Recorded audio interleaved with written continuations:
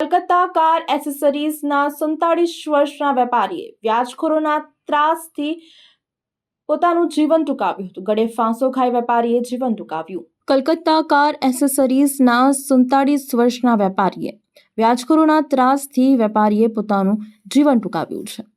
પોતાની દુકાનમાં જ ગળે ફાંસો ખાઈને વેપારીએ જીવન ટૂંકાવ્યું છે, જેને લઈને ચકચાર મચી જવા પામી છે.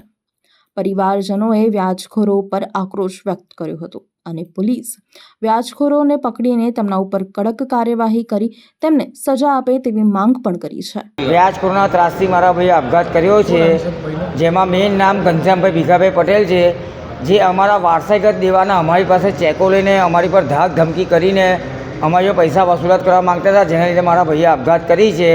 અને રાજુભાઈ પટેલ અને રોહન પટેલ જે અમારી પાસે અમારી દુકાનની ઓરિજિનલ ફાઇલ દબાઈ રાખી છે અને એ લોકો અમને ફાઇલ આપતા નથી અને ખોટા છતાં હિસાબ બતાવે છે કે હું 50 લાખ માગું છું, કરોડો માગું છું, 1.25 કરોડ માગું છું, એમ કહીને અમને અમારી દુકાન વેચવા દેતા માંગતા નથી.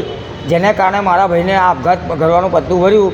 અને બીજા નંબરમાં મારા ભાભીના નામના ચેકો ત્રિવેણી ફાઇનાન્સના છે, જે મારા ભાઈએ વ્યાજ એટલું બધું ચૂકવી દીધું, મૂડી ચૂકવી દીધા પછી બી એ લોકો હજુ લેણા કાઢે છે.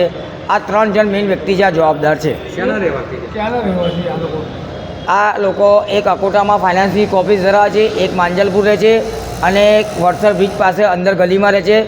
મેઇન આરોપી ઘનશ્યામભાઈ ભીખાભાઈ પટેલ છે, જેને અમારા 4 કાકાના છોકરાઓ સાથે બધા ભાઈઓ પર ખોટા કેસો કર્યા છે.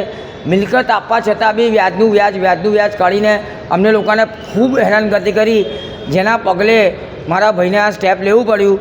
બસ આ બધાને જવાબદાર છે અને કમિશનરશ્રીને વિનંતી છે કે આ લોકો પર કડકમાં કડક એક્શન લેવામાં આવે.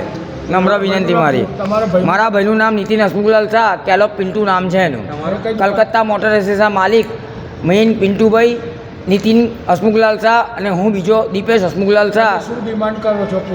બસ કમિશનર સાહેબને એટલી વિનંતી છે કે આ વ્યાજખોરો પર જલ્દથી જલ્દ પગલાં લેવામાં આવે.